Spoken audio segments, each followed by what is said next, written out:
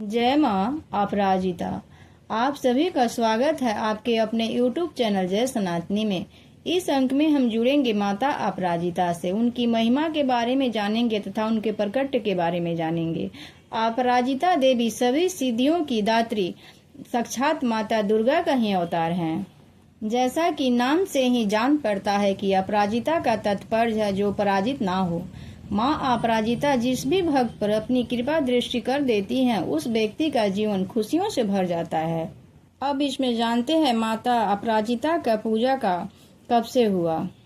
देवी अपराजिता का पूजा का आरंभ सर्वप्रथम देवासुर संग्राम के समय हुआ, जब 9 दुर्गाओं ने दानवों का संपूर्ण नाश किया था। इसके पश्चात माँ दुर्गा अपनी मूल शक्ति आदि शक्ति अपराजिता की पूजा करने के लिए हिमालय में अंतर्ध्यान हो गई। इसके बाद त्रेता युग में ब्रह्मांड को रावण के अत्याचारों से मुक्त कराने के लिए अपराजिता प्रकट हुई। उन्होंने राम को विजय का आशीर्वाद दिया और रावण का अंत करने में राम की सहायक हुई। माँ अपराजिता का उल्लेख 12 पुराण में मिलता है। 12 पुराण के अनुसार देवी अपराजिता देवी वैष्णवी के कठोर तप से उत्पन्न हुई थी। वैष्णवी देवी त्रिकला का ही एक रूप है। ये भगवान विष्णु की शक्ति का प्रतीक है। इनके शरीर का रंग लाल है। इनसे ही अपराजिता सहित अन्य देवियां प्रकट हुई। ऐसी मान्यता है कि शारदीय नवरात्रि की 10वीं तिथि को माता अपराजिता की पूजा किए बिना नवरात्रि का पूजा का फल नहीं मिलता है। दोपहर के बाद और संध्या से पहले अपराजिता पूजन किया जाता है। महर्षि वेदव्यास जी ने अपराजिता को आदि काल की श्रेष्ठ फल देने वाली देवताओं द्वारा पूजित एवं त्रिदेव द्वारा नित्य ध्यान में लाई जाने वाली देवी कहा है।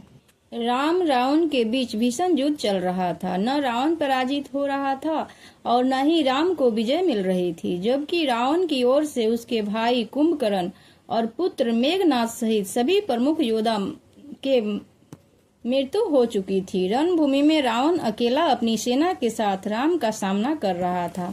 उधर युद्ध में राम अपने बाण से रावण का शीश काटते रहे, उधर उसका सिर धड़ से जुड़ता गया। एक एक करके उन्होंने रावण के 10 बार शीश काटे और रावण के धड़ हर बार नया शीश आ जाता।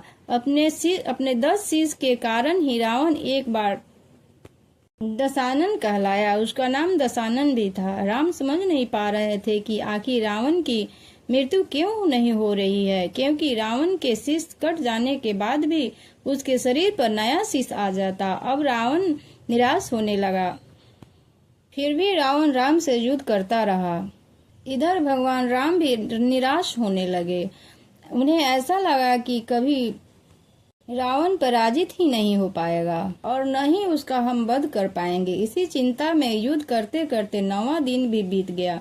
10वें दिन राम ने रावण पर विजय की कामना से युद्ध पर जाने से पूर्व देवी अपराजिता की आराधना की। राम की आराधना से प्रसन्न होकर देवी ने प्रकट होकर उन्हें विजय का आशीर्वाद दिया। देवी से आशीर्वाद लेकर राम युद्ध भूमि में रावण से युद्ध करने के लिए गए। युद्ध में राम ने रावण का वध किया और देवी अपराजिता का विजय का आशीर्वाद पूर्ण हुआ। दशहरा यानी विजयदशमी का पर्व है। इस दिन जीवन के प्रत्येक क्षेत्र में विजय की प्राप्ति के लिए साधना करनी चाहिए। अगर इस दिन अपराजिता विद्या की साधना किया जाए तो इस साधना से सभी वस्तुओं की प्राप्ति हो जाती है तथा विजय का मार्ग प्रशस्त होता है।